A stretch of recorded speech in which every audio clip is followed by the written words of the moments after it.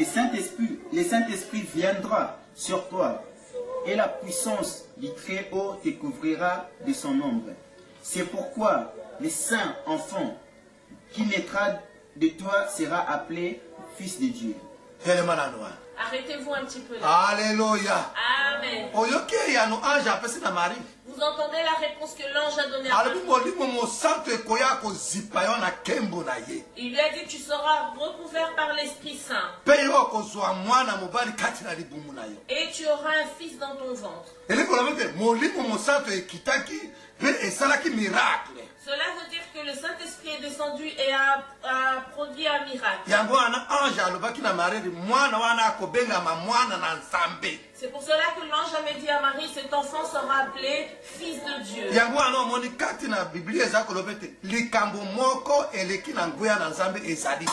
pour cela que nous voyons dans la Bible nous dit, il n'y a rien qui est supérieur à Dieu.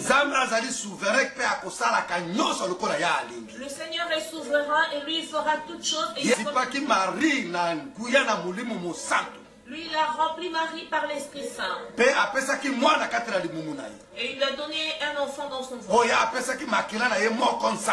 Là, il lui a donné son sang à lui, Dieu. C'est pourquoi Bible lobete ange alobaki na Marie mwana wana akobengama mwana na Nzambe.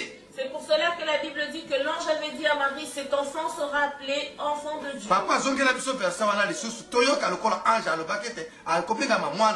On reprend encore ce verset-là pour entendre comment l'ange a dit à Marie qu'il sera appelé fils de Dieu. L'ange lui répondit, le Saint-Esprit viendra sur toi et la puissance du Très-Haut te couvrira de son ombre. C'est pourquoi le saint enfant qui naîtra de toi sera appelé le Fils de Dieu. Descendez encore. Voici Élisabeth, ta parente a conçu, et elle aussi, un fils, à sa vieillesse.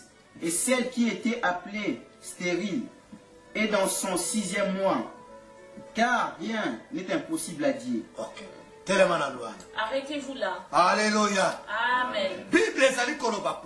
La Bible nous dit clairement. Rien n'est impossible à Dieu. Rien n'est impossible à Dieu. Alléluia. Amen. Quand le Seigneur a fait ce miracle dans le ventre de Marie, et il a aussi dit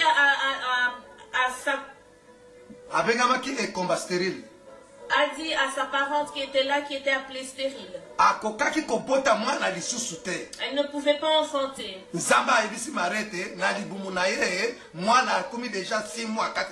Le Seigneur a dit à Marie que dans le ventre, elle a déjà un enfant qui a 6 mois. Donc, et ainsi, à Dieu, il n'y a rien qui est impossible. Le message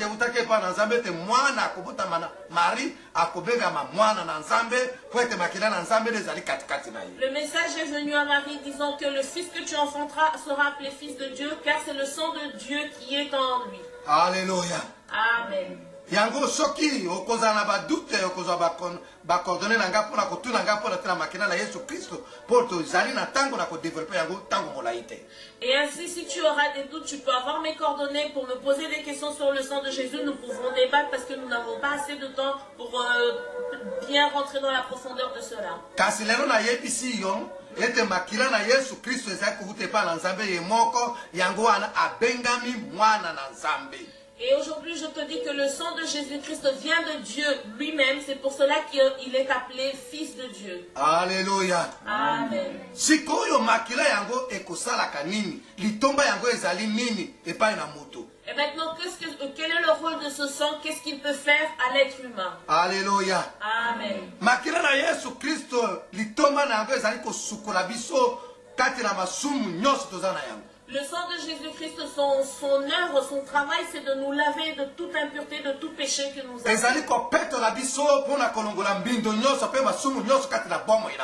Il est là pour nous purifier, nous sanctifier, enlever toute tâche et iniquité qui est en nous. Mais il y a beaucoup de personnes qui ignorent cela. Et aujourd'hui, les gens savent que nous avons été délivrés, nous avons été sauvés par le sang de Jésus.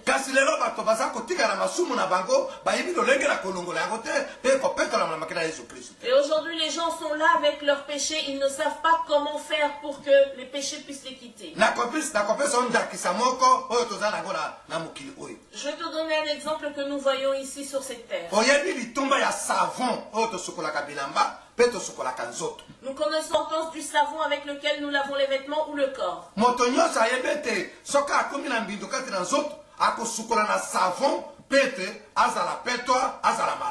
Chaque personne sait que quand il est sale, il doit utiliser le savon pour qu'il soit propre.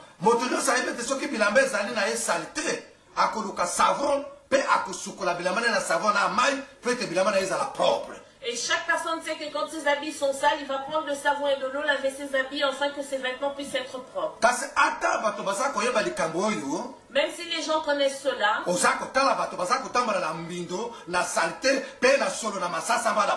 et nous voyons, malgré tout cela, nous voyons des gens qui sont en train de se promener sales et ainsi avec des odeurs sous les aisselles.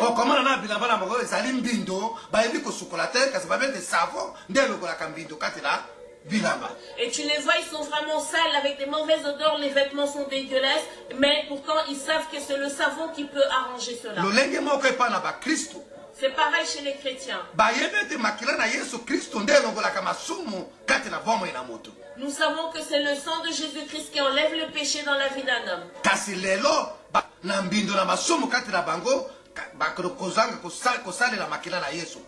Mais aujourd'hui, les gens se promènent comme ça sans pour autant invoquer le sang de Jésus-Christ pour que nous soyons purifiés.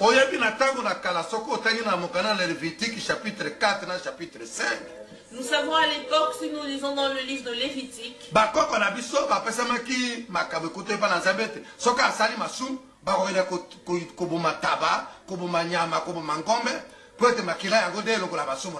à l'époque, nos ancêtres, quand ils péchaient, ils allaient tuer une chèvre ou un coq, afin qu'eux, ils pensaient qu'en tuant cela, avec ce sang-là, leur péché serait pardonné.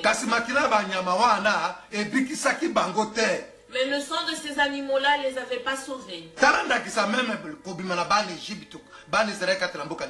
Voyons même l'exemple du peuple d'Israël, les enfants d'Israël quittaient le pays d'Égypte.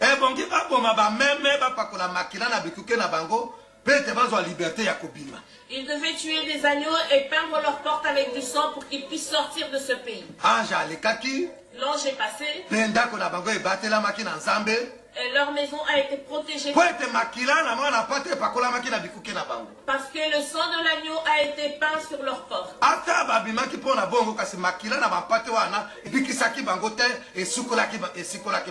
Même s'ils sont sortis comme ça, mais le sang de cet agneau ne les avait pas épargnés, ne les avait pas sauvés.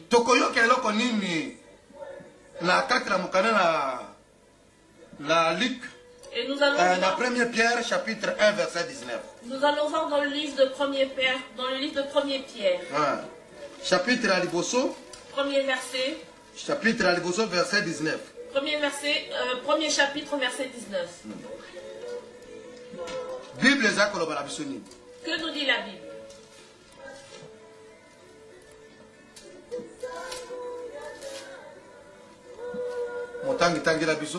Lecteur, faites-nous la lecture. Mokanana Petero à Liboso. Ezana Souka Kuna après Jacques. Ce sang qu'on appelle un sang.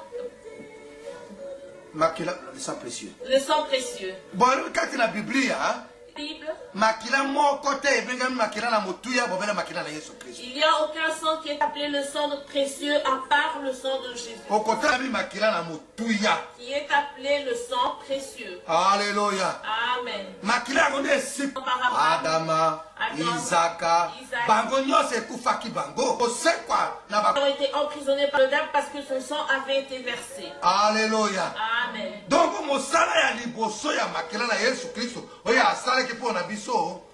nous avons été.